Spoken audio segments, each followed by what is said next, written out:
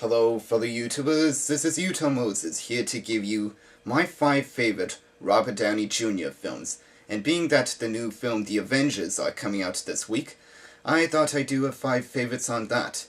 And I already did one on superheroes for the Green Hornet, so that's why. Let's begin. First one is Chaplin, the biopic starring Robert Downey Jr. as the title character.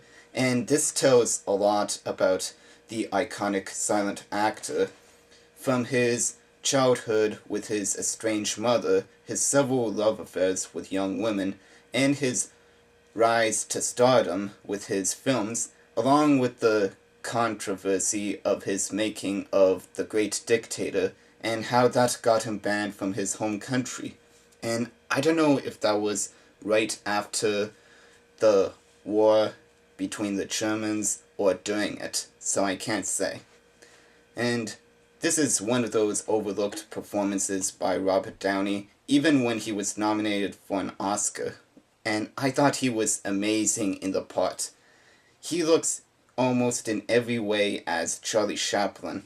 And a lot of people had complained about actors playing real-life characters that they don't look the part, but sometimes it's just about trying to distance yourself from yourself as you can, how much you can transform into the character you're portraying.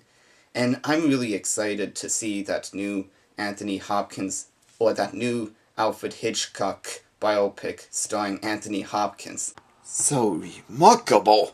Next one is Kiss Kiss Bang Bang, with Robert Downey Jr. as a petty thief turned actor, only to find out that he's involved in trying to solve a murder mystery with someone named Gay Perry. Now, I really like this because of a lot of the dark thematic action stuff in it, and the back and forth comedic stuff with the two main actors. And there's even this running gag about Kilmer's character, Gay Perry, because he really isn't gay, even though he does pull off some really gay stuff that's really funny to watch.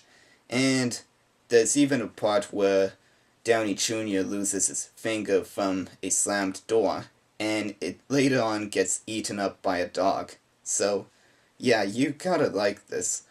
And this is directed by Shane Black, who wrote all of the Lethal Weapon movies, and is going to direct the next Iron Man movie, so that ought to excite you.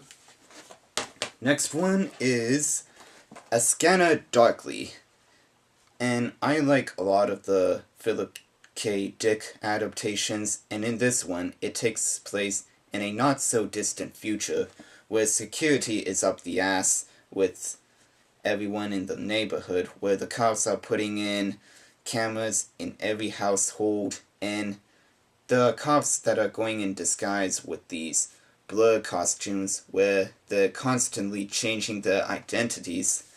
And if there was one main reason that I would choose to like this, it would be Robert Downey Jr.'s ad-libbing for every scene he's in. And it's pretty funny what he does in each line.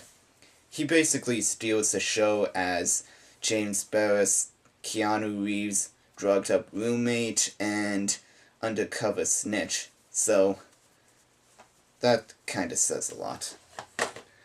Next one is Tropic Thunder, where he plays an Australian actor playing a black Vietnam soldier who basically stays in character for the whole filming of the movie. Or most of it, at least. And I have to say that's one of the most crazy, offensive roles that any actor could play, behind the ones played by Sacha Baron Cohen. And believe it or not, there's actually a drug and surgery that can change the color of your skin and your race. So, just wanted to let you know about that. And last one is Sherlock Holmes, the Guy Ritchie film. And this is a gritty, stylized version of Sherlock Holmes, and Robert Downey Jr. just nails it as the title character, because he's shown to be a very obsessive, eccentric kind of character, and in every scene when he's beating someone up, he always plans and maneuvers every move he's about to attempt to use. First, distract target. Then block his blind jab. Counter with cross to left cheek. Discombobulate. Dazed, he'll attempt wild haymaker. Employ elbow block. And body shot. Block feral left. Weaken right jaw. Now fracture. Break cracked ribs. Traumatize solar plexus. Dislocate jaw entirely. Heel kick to diaphragm. In summary, ears ringing, jaw fractured, 3 ribs cracked, 4 broken, diaphragm hemorrhaging. Physical recovery 6 weeks. Full psychological recovery 6 months.